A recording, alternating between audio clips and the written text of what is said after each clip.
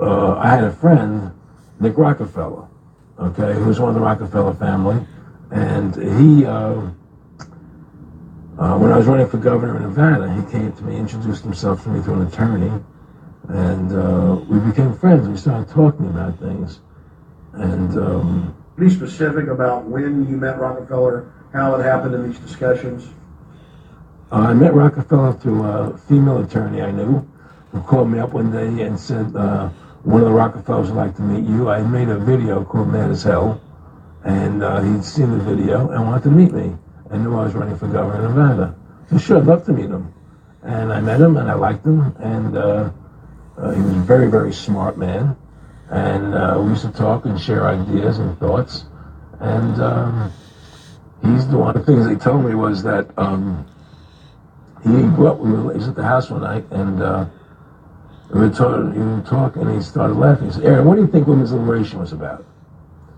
And I said, I'm pretty conventional thinking about it at that point. I said, I think it's about women having the right to work, getting equal pay with men, just like they won the right to vote. You know? And he started to laugh. He said, you're an idiot. And I said, why am I an idiot? He said, let me tell you what that was about. We, the Rockefellers, funded that.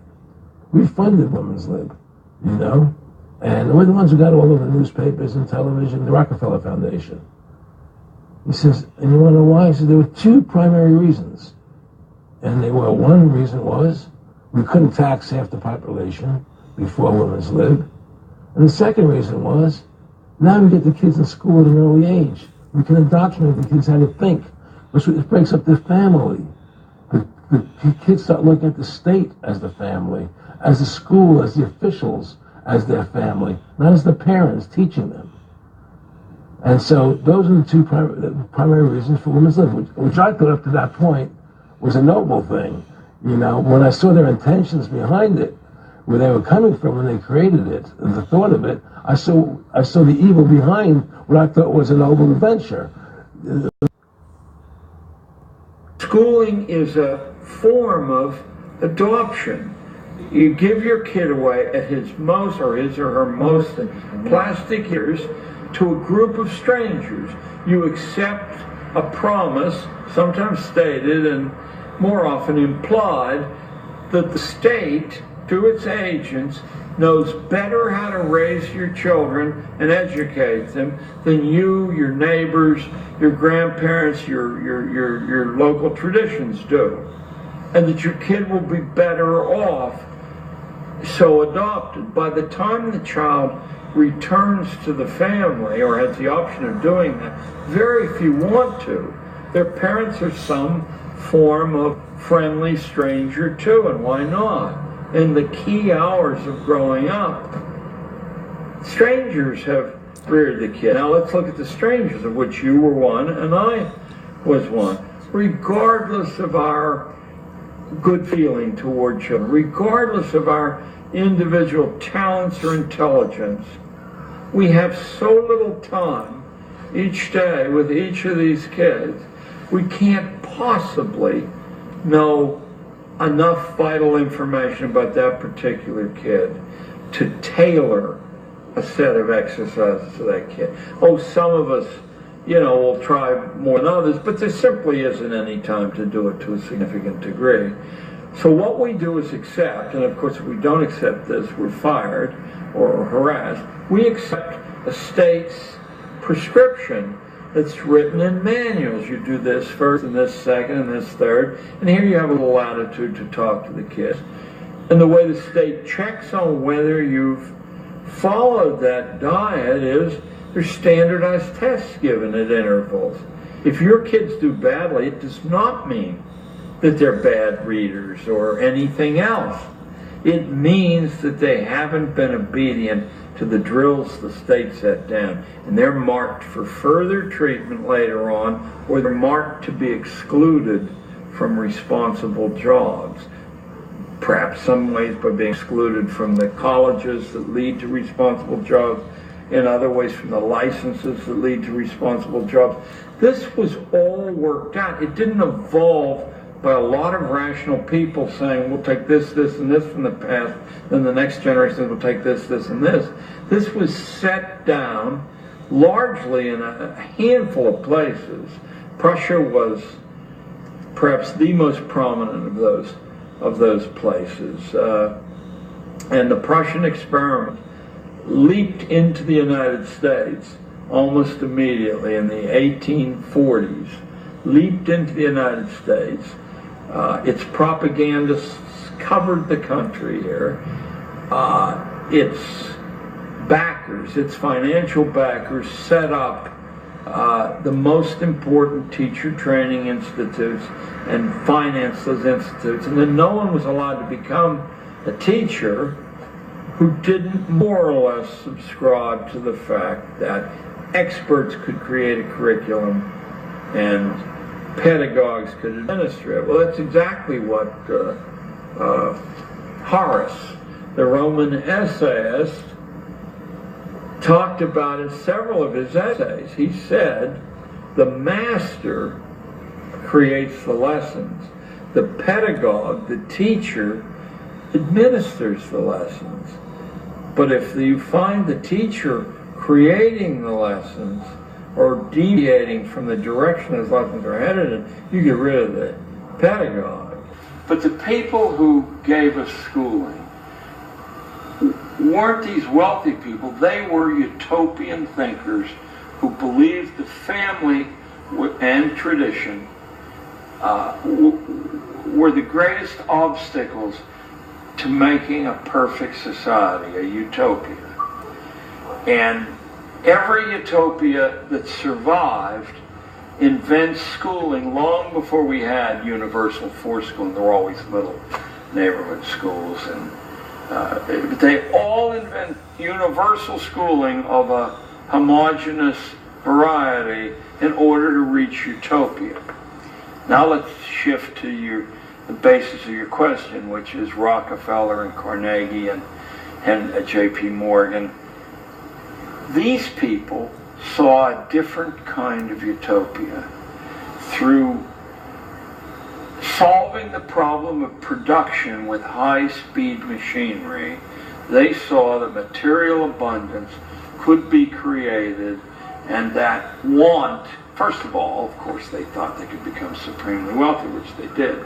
But secondarily, they weren't beasts. They thought that this material abundance, since they had abandoned a belief in a creator or an afterlife, this material abundance was the best that a human life could aim for.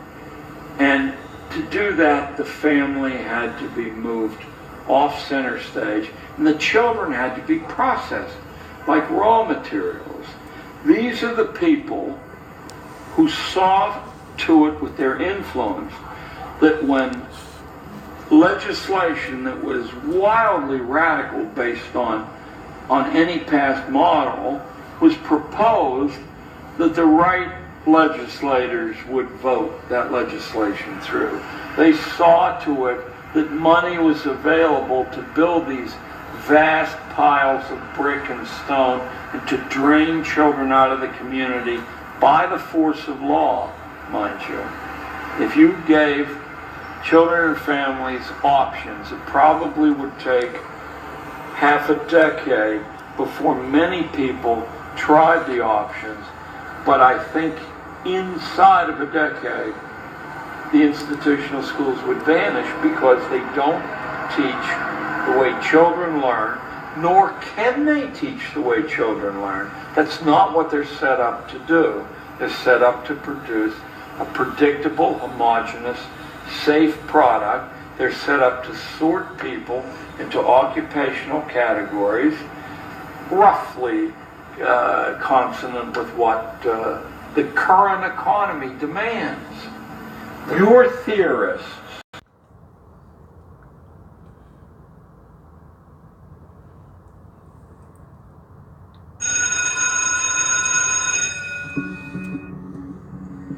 And now we come to the great man himself, a man history records as being instrumental in the creation of America's public education system. Horace Mann was an American educator who served as a member of the U.S. House of Representatives, part of the American Congress. Horace Mann was the key reformer of the education system at the time. In 1837, he became the head of the newly created Board of Education in Massachusetts, where he began the work that would eventually earn him the title as the father of American public education. After reading through the educational models of different countries, Mann finally hears about a particularly successful style that had been developed in Prussia, which is now modern-day Germany. The Prussian system had shown to be such a success for the government's purposes that, accompanied by a few other educators, Horace Mann travels to Germany to investigate. Upon their return to the United States, they lobbied heavily to have the Prussian model adopted.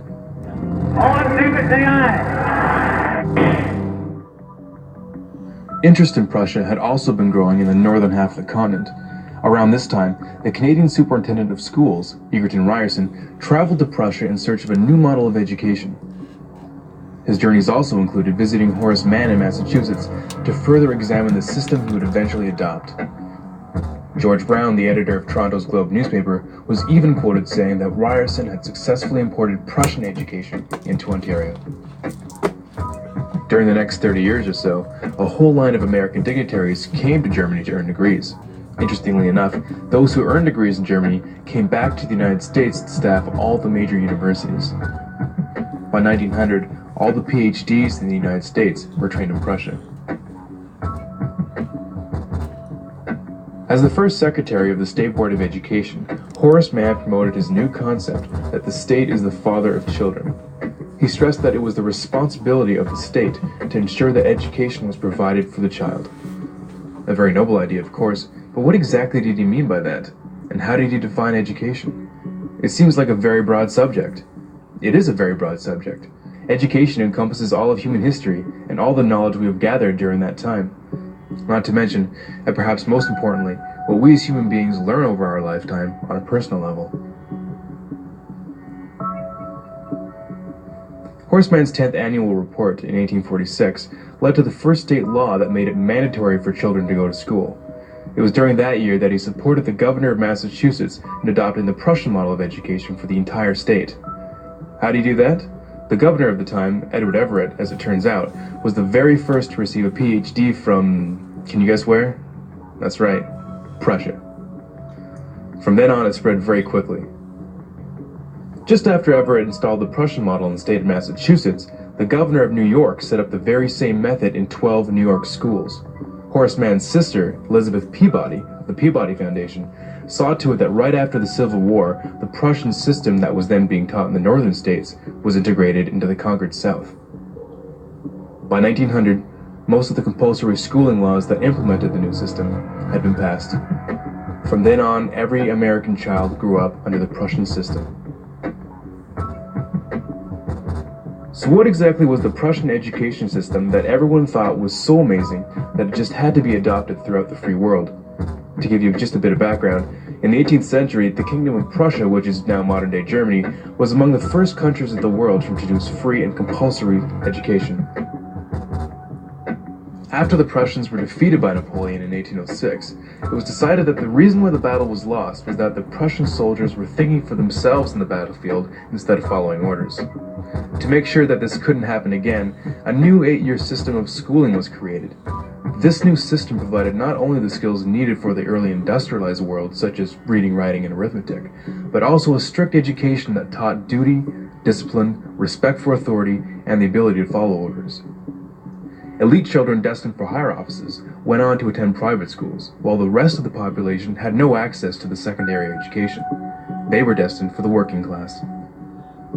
Through this new system, the Prussian court tried to create social obedience in the citizens through indoctrination. Every individual had to become convinced at the core of their being that the king was just, his decisions were always right, and the need for obedience paramount. In truth, the entire purpose of the system was to instill loyalty to the crown and to train young men for the military and bureaucracy. To do this, it was necessary to squeeze out all independent thinking from the masses. Influencing this new system from the beginning was Prussian philosopher Johann Gottlieb Fichte. Combining John Locke's view that the children are a blank slate and Rousseau's ideas on how to write on that slate, Prussia established an educational system that was considered scientific in nature. An important part of the Prussian system was that it defined for the child what was to be learned, what was to be thought about, and how long to think about it. In order to have an efficient policy-making class and a subclass beneath it, it was believed that one had to remove the power of most people to make sense out of the available information. In other words, critical thinking had to be done away with. Now, if you're wondering why the average person doesn't know that the North American education system is based directly on the Prussian model, it might just be because its original purpose was not designed for the good of the individual, but for the good of the government. The philosophy of Johann Fichte directly influenced the creation of the Prussian model of schooling, as he is quoted saying, "The schools must fashion the person, and fashion him in such a way that he simply cannot will otherwise than what you wish him to will." With quotes like these, you can see why his involvement is not well known. Education should aim at destroying free will, so that after pupils are thus schooled, they will be incapable throughout the rest of their lives of thinking or acting otherwise than as their schoolmasters would have wished. When this technique has been perfected, every government that has been in charge of education for more than one generation will be able to control its subjects securely without the need of armies or policemen. In 1807, in a Berlin occupied by Napoleon, Johann Fichte gave a series of famous addresses to the German nation. Fichte spoke of the superiority of German people above all others. The content of these speeches was a catalyst for the Prussian education system and German nationalism. In other earlier works, he calls Jews a state within a state that would, quote, undermine the German nation. He openly expressed a desire to expel Jews from Germany. Fichte had a deep influence on the rise of the Third Reich, and continues to be deemed, quote, the spiritual father of modern neo-Nazism. Which begs the question, why would the father of American education make it a law that every child spend their youth in a system created by the father of neo-Nazism? Historians reflect that one of the greatest social factors that allowed a man like Hitler to rise to power was that the German people had been bred from birth to respect authority above all else and accept it without question. Which begs another question. If the entire population of North America is raised in a system adopted from pre-Nazi Germany, what are we setting ourselves up for?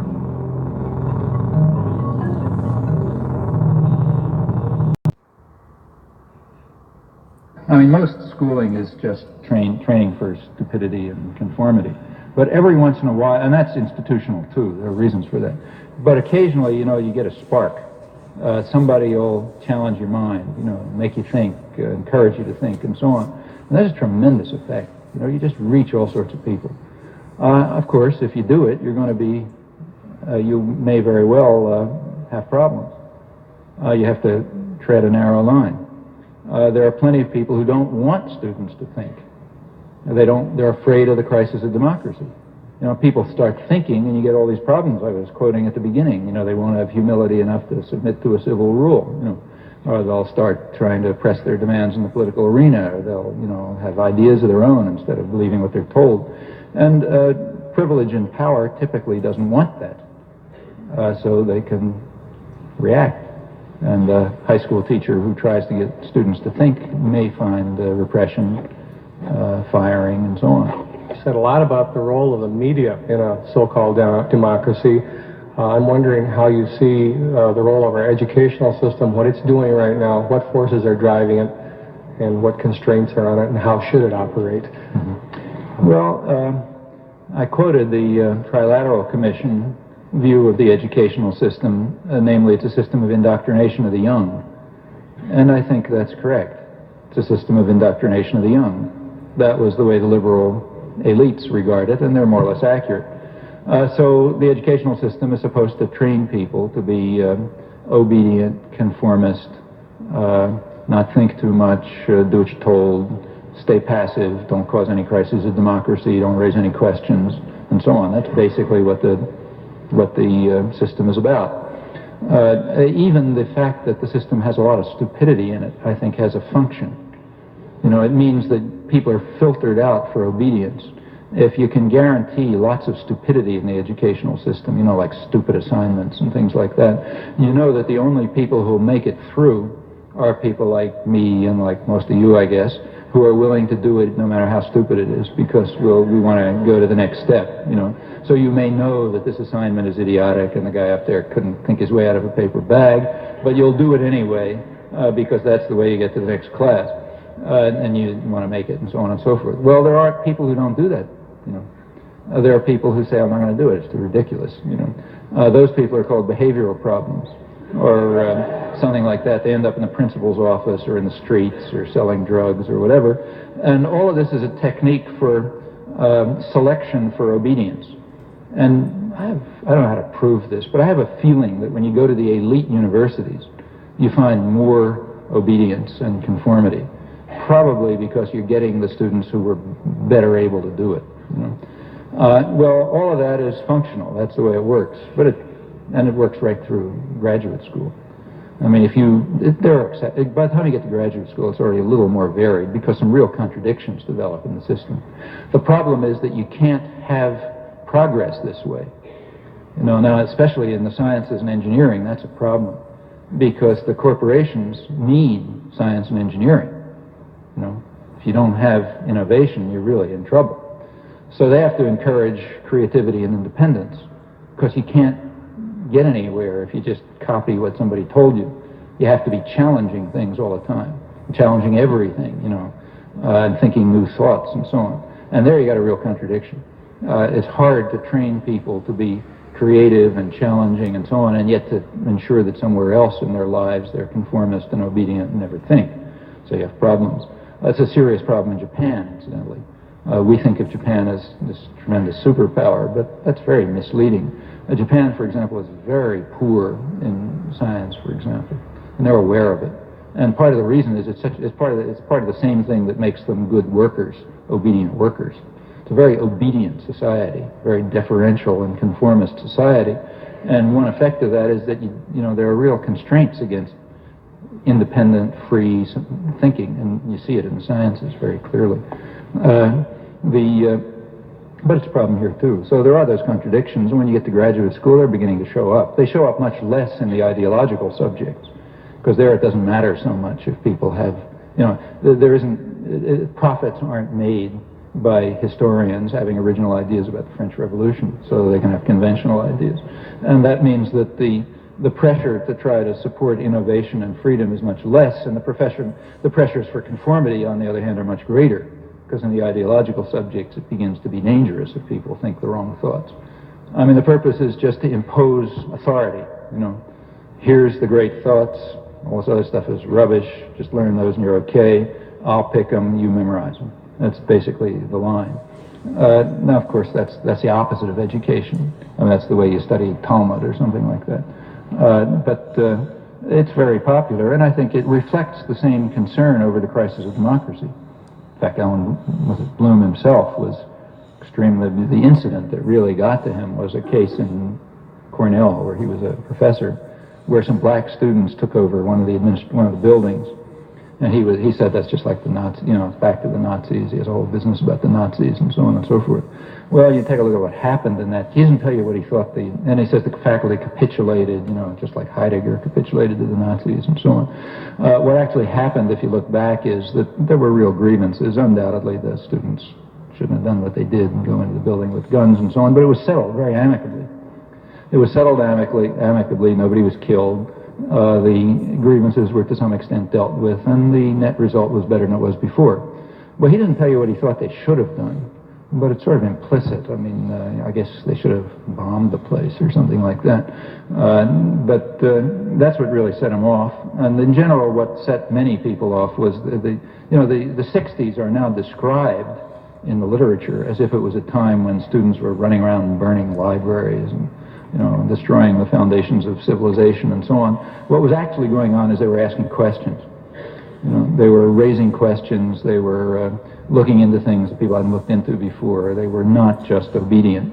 And from the point of view of a lot of the faculty, that's equivalent to burning the buildings. You know, you can't make that small distinction. You can't make that.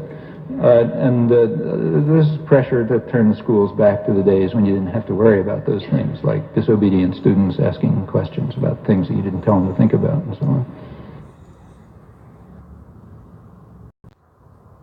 But we have more abilities and we have more senses than just the 5 ones in the physical body. We have a lot more abilities. These abilities must come it comes for us when we tune in with nature, not on our own. We have to blend with the other cycles in order to activate these senses and activate the types of powers we have. Humans to humans, or like in constructing, or like in healing, many different things. So it's all about self-awareness. When you are aware of who you are and your emotions and your feelings and your energies and what surrounds you, then it makes a big difference. We wake up. Like some people are living in the system. He wake up, he go to his job, and then the end of the day he come home, and he's just like over and over and over. He never even had the chance to look up to see the stars, or to see a river, or to have these moments. Maybe he can have it just for fun or one day, but not like the natural way is that you live every day in these circumstances. So naturally also, you build up things that you understand from what you see every day. You don't have to read it in a book, but you know it. Most of the people now depend on books and like this type of information from the internet, from anything. But they're not analyzing things themselves, and that makes the difference, because when you have the experience, you be positive about what you know. But when you just read it and say it and without really knowing it, then it's useless. Yeah.